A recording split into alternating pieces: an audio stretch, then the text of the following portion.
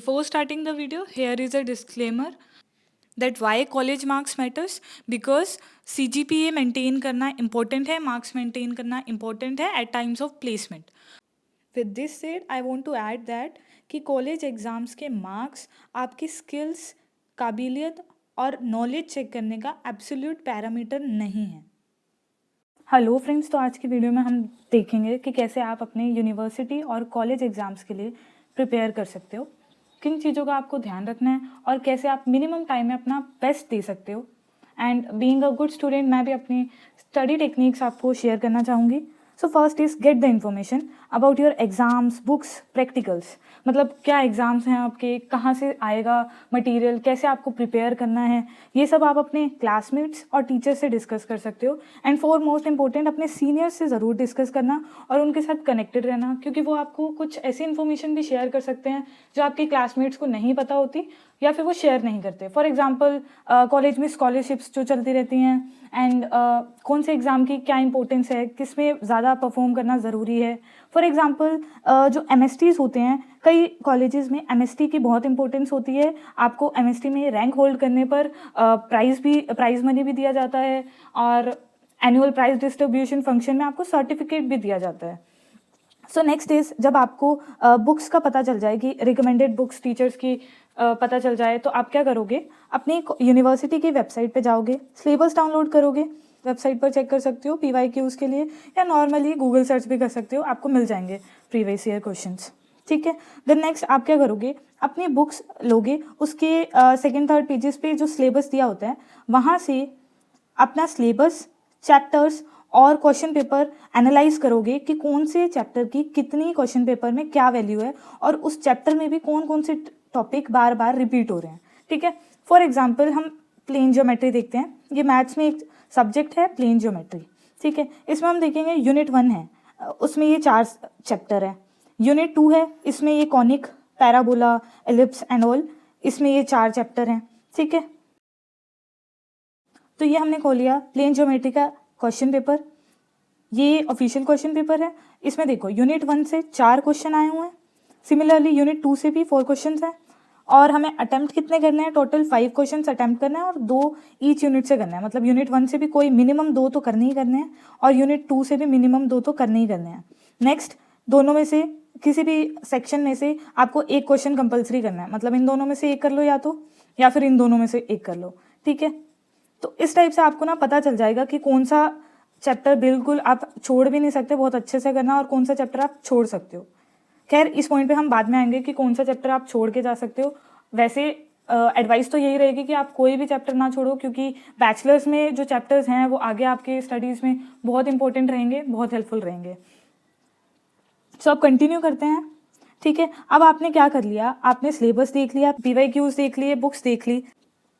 अब आपको बनाना है अपना स्केड्यूल बनाना सिंपल सा मेथड है स्केड्यूल बनाने का। टोटल नंबर ऑफ चैप्टर्स आप लिख लीजिए, आपके पास कितने हैं, बाय में उसे डिवाइड कर दीजिए, टोटल डेज आपके पास कितने हैं। ठीक है। Number of chapters by total number of days. ठीक है। नंबर ऑफ चैप्टर्स आपके पास एक करिकुलम में 60 to 80 बनते हैं। डेज आप देख लीजिए, आपके पास 1 मंथ है, 2 मंथ है। ऑन एन एवरेज सबके पास 2 to 3 चैप्टर्स पर डे की एवरेज रहेगी। मतलब आपको 2 से 3 चैप्टर्स डेली करने होंगे। ठीक है। ये एग्जाम्स के बहुत पास जब आप पहुंच जाओगे, 1-1.5 महीना रह जाएगा, तब जाके आपके एवरेज 2 से 3 चैप्टर्स की रह जाएगी। तो आपके माइंड में ये बात क्लियर होगी कि आपको 2 से 3 चैप्टर्स तो डेली करने ही करने हैं, सो दैट आप एग्जाम्स में पीसफुली, आराम से, अच्छे से रिविजन ले लेके प्रिपेयर कर सको। So next is 6 point, the art of studying and note making. क्योंकि मेरा बैकग्राउंड PCM से है, तो मैं PCM स्टूडेंट्स के लिए ही कमेंट कर सकती हूँ कुछ। सो आप कैसे पढ़ोगे एंड नोट मेकिंग करोगे। आपकी जो बुक है, आपने सिलेबस देखा, चैप्टर वाइज यूट्यूब पर जाओगे, सर्च करोगे। अगर तो आप कॉलेज की क्लासेस लगा रहे हो, साथ साथ बुक में नोट्स बना रहे हो, जो जो टीचर आपको करवा रहे हैं, then that is best you can do. अगर आप साइड हसल कर रहे हो और आप क्लासेस इतनी कंसिस्टेंटली नहीं लगा सकते, तो आप यूट्यूब पर या फिर कहीं अदर सोर्सेज पर जाओगे, आप सर्च करोगे लेक्चर्स के लिए और वहाँ से लेक्चर अटेंड करोगे और अपनी बुक से पढ़ोगे। पढ़ना कैसे है, सबसे पहले आप प्रीवियस ईयर क्वेश्चंस देखो, इंपॉर्टेंट टॉपिक्स देखो, अपनी बुक लो, इंपॉर्टेंट टॉपिक्स मार्क करते जाओ, साथ में नंबर भी लिख लेना। फॉर एग्जांपल, कोई क्वेश्चन 5 मार्क्स का है, 3 मार्क्स का है, वो लिख लेना, आपको पता चल जाएगा कि आपको एक टॉपिक का कितना कंटेंट रेडी करना है। ठीक है। और ऐसे करके आपने पूरे चैप्टर पे मान लीजिए मार्क कर लिया, ठीक है। देन आपको नोट मेकिंग कैसे करनी है, जो भी क्वेश्चन आया होगा।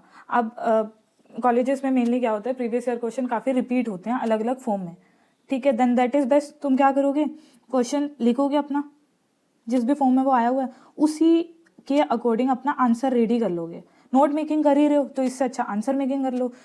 इससे फ़ायदा क्या होगा, आपको एग्जाम में जाके सोचना नहीं पड़ेगा कि ये पॉइंट मेरे को आता है, ये पॉइंट लिख देती हूँ, ये पॉइंट लिख देती हूँ। नहीं, आप क्या करोगे, पहले से ही आपके पास आंसर रेडी होगा, आपने जाना है पेपर में और एज इट इज़ आंसर लिख के आ जाना है।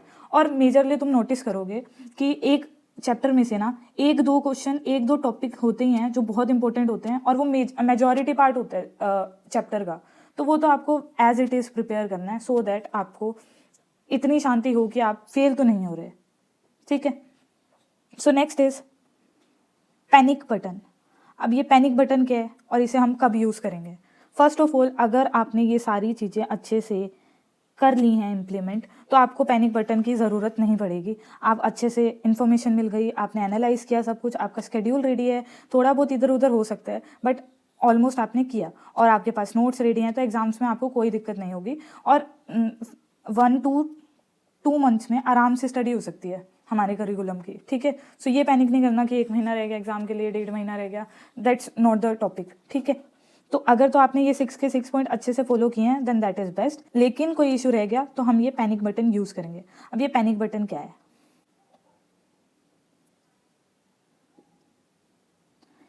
पैनिक बटन हमारा लास्ट रिजोर्ट है कि एग्ज़ाम को रह गए हैं 3-4 दिन और हमने कुछ भी प्रिपेयर नहीं किया है, और एग्ज़ाम्स हमें पता है कि एग्ज़ाम्स में 2-3 दिन का गैप होता है, कई एग्ज़ाम्स में तो 6-6 दिन का गैप होता है, कईयों में 1-2 दिन का होता है। सो उस अकॉर्डिंग हम अब प्लान बनाने वाले हैं, हमारे पास कोई चारा नहीं है चैप्टर को छोड़ने का, तब जाके हम पैनिक बटन का यूज़ करेंगे। तो इसमें क्या होता है, आप देखो फॉर एग्ज़ाम्पल यही बुक का मैं एग्ज़ाम्पल लूँगी। मैंने इसमें क्या देखा, 4 चैप्टर 1 यूनिट के हैं, ये 4 चैप्टर 1 यूनिट के हैं, और इसका पेपर पैटर्न क्या था, 5 क्वेश्चन करने थे हमें, 2 1 यूनिट से, 2 1 यूनिट से। तो हम क्या करेंगे, देखेंगे कि कौन सा चैप्टर कंफर्म हमें क्वेश्चन दे ही दे रहा है। आप इसके लिए 4-5 क्वेश्चन पेपर एनालाइज करोगे, आपको वैसे 1-2 में आइडिया हो जाएगा कि हाँ ये जो क्वेश्चन नंबर 1 है ये चैप्टर 1 से कंफर्म आ ही आ रहा है। जनरली 1-2 क्वेश्चन जो होते हैं वो फिक्स रहते हैं कि हाँ ये इस चैप्टर से होंगे, ये इस चैप्टर से होंगे। तो फॉर एग्जांपल ये फर्स्ट चैप्टर से आ रहा है, ये सेकंड चैप्टर से आ रहा है, तो आप क्या करोगे, फर्स्ट और सेकंड तो पक्का ही पक्का करके जाओगे, ठीक है, ताकि आपके मिनिमम जो क्वेश्चन अटैम्प्ट करने हैं वो बन जाए, ठीक है। फिर सेकंड यूनिट में देखोगे, इसमें से भी कोई ऐसे 2 चैप्टर निकाल लो, जो ऐसे 2 क्वेश्चन निकाल लो जो पक्का ही पक्का फिक्स हैं कि इसी चैप्टर से आएंगे। तो ये दोनों प्रिपेयर कर लिए हमने, ये दोनों प्रिपेयर कर लिए फॉर एग्जांपल, ठीक है।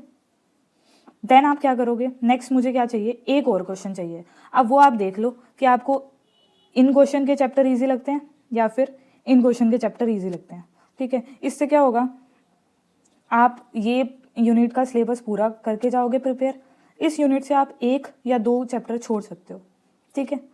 वैसे ये बिल्कुल रिकमेंडेड नहीं है, कोई चैप्टर छोड़ना रिकमेंडेड नहीं है, बट क्योंकि हम पैनिक मोड में हैं, अब कोई चारा नहीं बचा, तो आप ये चैप्टर छोड़ सकते हो स्मार्टली। इससे आपका कोई नुकसान नहीं होगा, फुल मार्क्स आने की पूरी गारंटी है, क्योंकि कुछ एग्जाम्स में मैंने भी ये यूज़ किया था मेथड, क्योंकि ऑनेस्टली टाइम नहीं होता है जब तुम साइड हसल कर रहे होते हो, तो ये आप कर सकते हो, रिकमेंडेड बिल्कुल नहीं। सिमिलरली आप अलग अलग यूनिवर्सिटीज़ कॉलेजेस के एग्ज़ाम पैटर्न ऐसे एनालाइज कर सकते हो। तो ऐसे ही आप लोग कुछ कुछ सब्जेक्ट्स में आइडिया लगा सकते हो कि ये पेपर पैटर्न बन रहा है तो ये चैप्टर तो कंफर्म करने ही करना है, ये चैप्टर मैं छोड़ सकती हूँ, तो इस अकॉर्डिंग आप स्मार्टली चैप्टर छोड़ सकते हो। बाकी रिकमेंडेड तो यही रहेगा कि आप ये 6 पॉइंट्स को इम्प्लीमेंट कीजिए अगर आपका एग्जाम 1 या 2 दिन के बाद नहीं है तो, ठीक है। सो कंक्लूड करते हैं, हमने अभी तक क्या क्या समझा। फर्स्ट ऑफ ऑल, आपको अपनी यूनिवर्सिटी या फिर कॉलेज एग्जाम्स के लिए इन्फॉर्मेशन चाहिए कि क्या एग्जाम्स हैं, कौन सी बुक रिकमेंडेड है, प्रैक्टिकल्स कैसे होते हैं, इनके लिए आपको सीनियर्स से बनाकर रखनी बहुत इंपॉर्टेंट है, वो आपको काफ़ी इन्फॉर्मेशन देते हैं। नेक्स्ट है, अपनी रिकमेंडेड बुक्स खोलोगे, previous year question paper download करोगे और सिलेबस साथ में रखोगे, उस अकॉर्डिंग एग्जाम पैटर्न देखोगे और एनालाइज करोगे कि कौन कौन से क्वेश्चंस, कौन कौन से टॉपिक इंपॉर्टेंट है, वो बुक में मार्क करोगे और फिर उस टाइप से पढ़ोगे। स्केड्यूल बनाओगे, स्केड्यूल कैसे, number of chapters per day आपको कंफर्म हो कि इतने तो करने ही हैं।